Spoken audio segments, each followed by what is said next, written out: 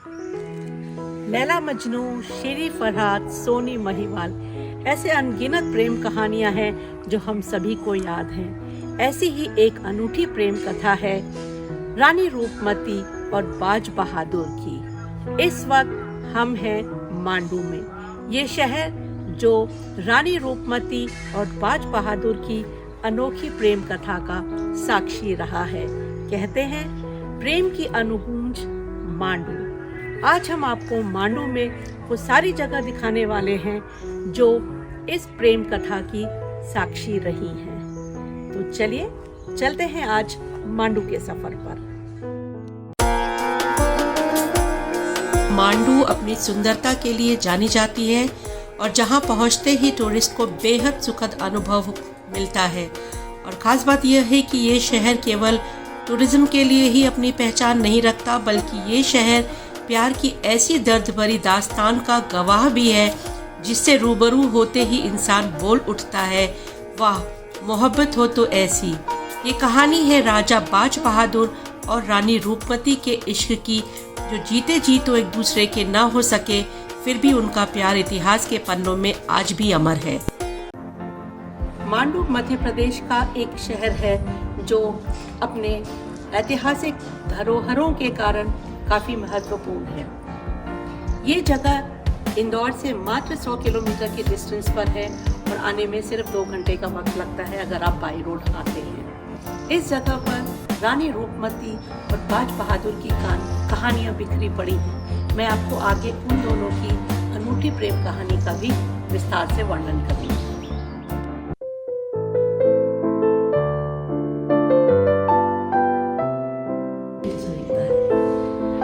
मांडू में इस वक्त हम हैं बाज बहादुर महल में। बाज बहादुर खान मालवा के अंतिम सुल्तान थे जिन्होंने 1556 से लेकर के 1562 तक राज किया था। और यही वो जगह है जहां से बाज बहादुर की प्रेम कथा का शुभारंभ हुआ था। मांडू में रहने वाली रानी रूपमती अपने नाम के अनुरूप ही न सिर्फ बेहद खूबसूरत थी, बल्कि गायन और नृत्य की कला में भी वो निपुण थी। और जब राजा बाज बहादुर ने पहली बार उनको देखा था तो वो उस पर मोहित हो गए थे और उन्होंने रानी के समक्ष अपने प्रेम का इजहार किया। और बाद में जैसा कि सभी जानते हैं कि इन दोनों का प्रेम जग जाहिर था। हालांकि इतिहासकारों की माने तो उनका प्रेम सांसारिक ना होकर के अलौकिक था। दोनों ही संगीत प्रेमी थे और संगीत के इसी प्रेम ने दोनों को एक दूसरे के साथ बांध कर रखा था। वो सामने रानी रूपमती का महल नजर आ रहा है। इसके बाद हम वहां जाने वाले हैं।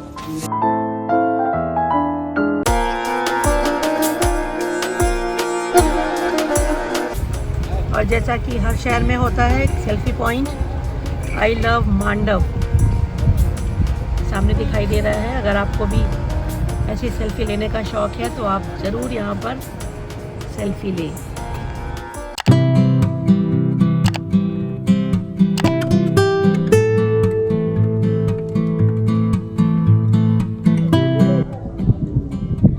इसके पहले हम लोग बाज बहादुर महल गए थे और वहाँ पे बिल्कुल भी भीड़ नहीं थी, लेकिन शायद रूपमती का महल ज़्यादा पॉपुलर है। यहाँ खासी भीड़ नज़र आ रही है। आगे चलकर देखते हैं, अगर बहुत ज़्यादा रश होगा तो हम थोड़ा वेट करेंगे। इस वक्त हम जा रहे हैं रानी रूपमती के महल में। ये पीछे आपको महल दिखाई दे रहा है। तो आर्कियोलॉजिकल सर्वे ऑफ इंडिया के अनुसार इसको महल कहना गलत होगा और इसीलिए अब इसको रूपमती पवेलियन के नाम से जाना जाता है। और कहानियों के अनुसार रानी रूपमती नर्मदा नदी की बहुत बड़ी उपासक थी और ऐसा कहते थे कि जब तक वो सुबह नर्मदा के दर्शन नहीं कर लेती थी वो पानी तक नहीं पीती थी। तो इस महल का निर्माण उसी उद्देश्य से कराया गया था। यहीं से रानी नर्मदा नदी को सुबह सुबह देखती थी और उसके बाद ही वो अन्न जल ग्रहण करती थी। तो चलिए चलते हैं रानी रूपमती पवेलियन या रानी रूपमती महल।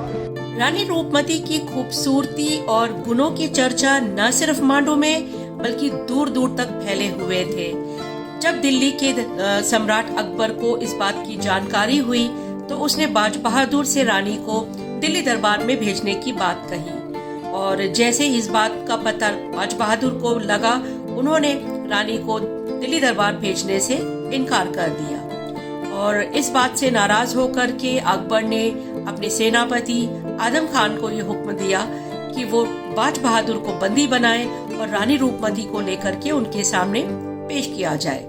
आदम खान एक विशाल सेना लेकर के मांडू पर चढ़ाई करने पहुंचा और उधर बाज बहादुर भी अपने प्रेम की रक्षा के लिए आदम खान से भिड़ गए।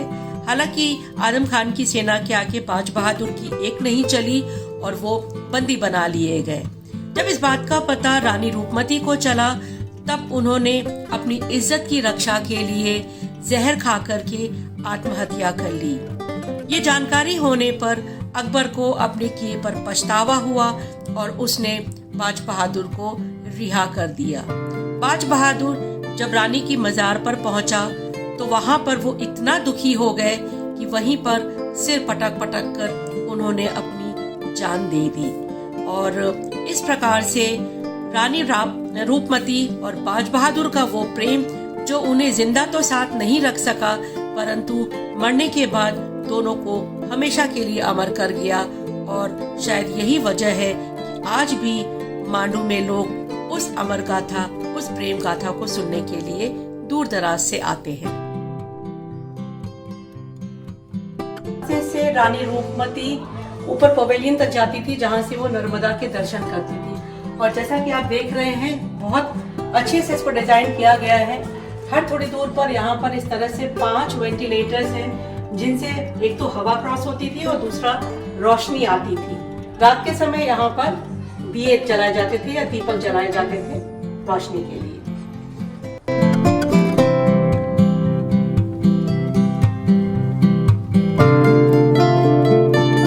Happy with joining you and wish you all the best. We are enjoying and we are together at Roopamati Mahal, Mandu.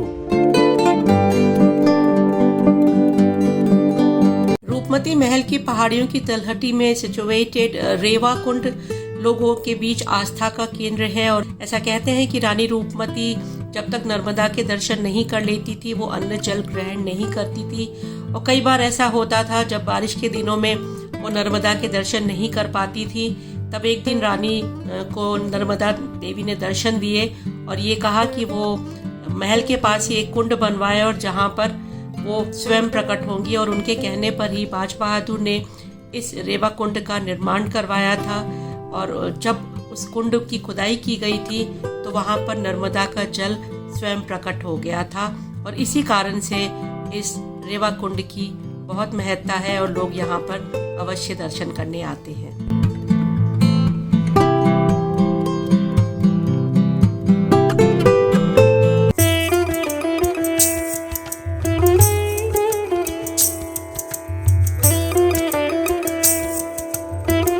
इस समय हम हैं सुपार्श्वनाथ जैन टेम्पल्स और ये श्वेतांबर जैन मंदिर है।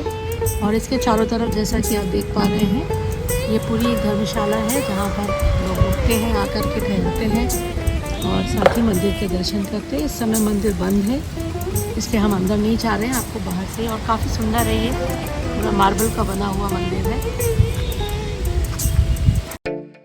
अब हम लोग जा रहे हैं जहाज महल देखने। और जहाज महल को जहाज महल क्यों कहते हैं ये मैं आपको वहाँ जाने पर ही बताऊंगी और समझाऊंगी। और उसके बाद हम लोग जाएंगे जामी मस्जिद जो वहाँ से पास में ही है।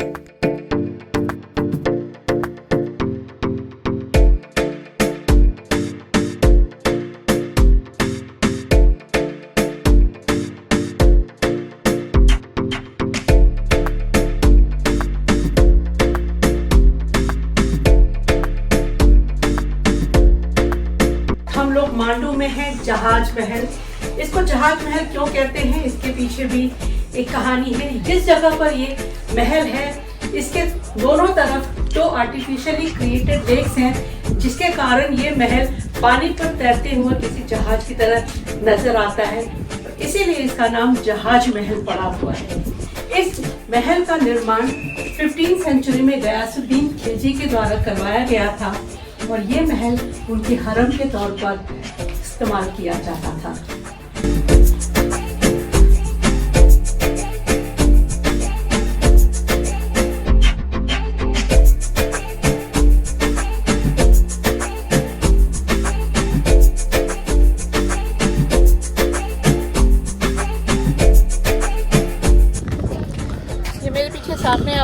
दिखाई दे रहा है दिस इज कॉल्ड तवेली महल।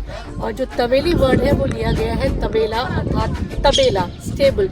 यहाँ पर घोड़ों को रखा जाता था, स्टेबल है घोड़ों का, और ऊपर की तरफ उनको संभालने वाले रहते थे। तो this place is also there near Jahaz Mahal के ठीक सामने है, इसे भी आप देख सकते हैं।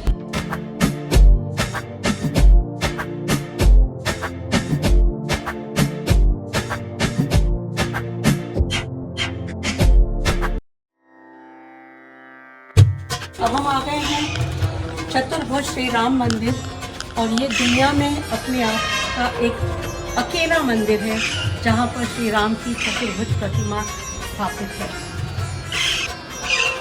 जिस वक्त रावण दशानन अपनी अंतिम सांसें ले रहा था तब श्री राम ने उसको इसी चतुर्भुज रूप में दर्शन दिए थे। ये काफ़ी पुराना मंदिर है और इसका रिनोवेशन किया गया था 1823 में।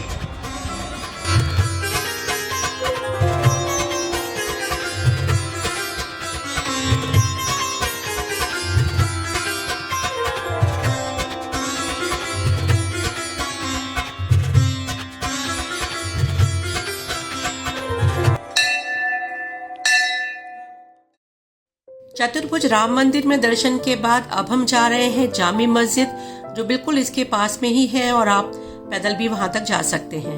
हम मांडू में हैं जामी मस्जिद में, which is one of the most attractive places in Mandu. मेरे पीछे ये आपको बिल्डिंग दिखाई दे रही है और it is made out of red sandstone, और ये काफ़ी दूर से दिखाई देती है, मतलब कई किलोमीटर दूर से ये मस्जिद दिखाई देती है। इस मस्जिद को बनवाया था होशांग शाह गोरी ने 1454 में, और जैसा कि कहते हैं कि इस मस्जिद का जो डिज़ाइन है वो सीरिया के दमिश्क सिटी में उमैद मस्जिद से इंस्पायर्ड है। बेहद खूबसूरत, एज यू कैन सी, बहुत ही सुंदर है। इसके चारों तरफ अभी हम आपको घूम करके दिखाएंगे।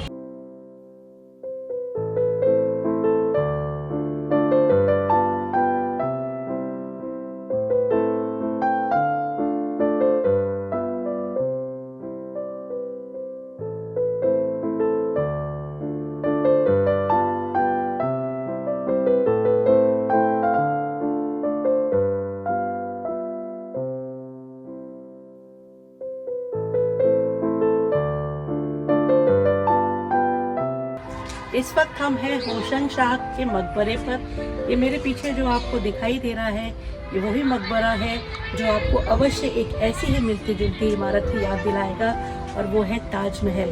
इस जगह से इंस्पायर होकर के जो ताजमहल का सेंट्रल डोम है उसको बनाया गया था, और जो हैदराबाद में चार मीनार है उसके चार मीनारों को उसके चारों कोने पर स्थापित किया था या बनवाया गया था।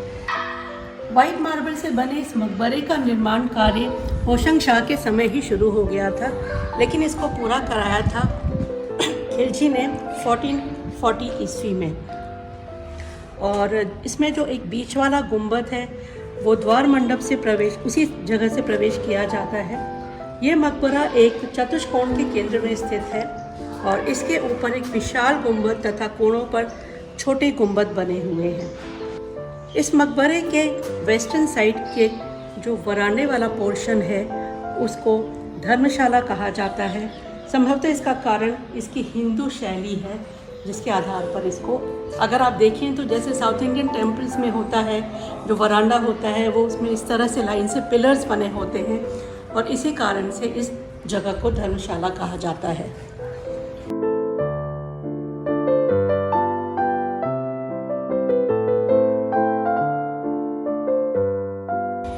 होशांग शाह मकबरे के ठीक पीछे आपको सामने जामी मस्जिद दिखाई दे रही है, और जिसको होशांग शाह ने ही बनवाया था। तो उनकी जामी मस्जिद के पीछे ही ये उनका मकबरा भी बना है।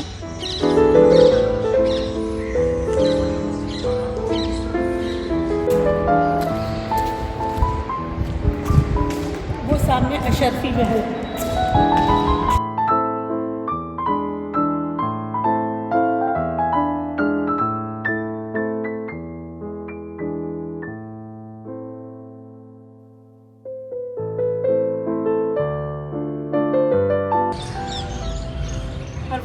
सामने जामी मस्जिद का एंट्रेंस यहाँ से नज़र आ रहा है और इस जगह है हम अशरफी महल में।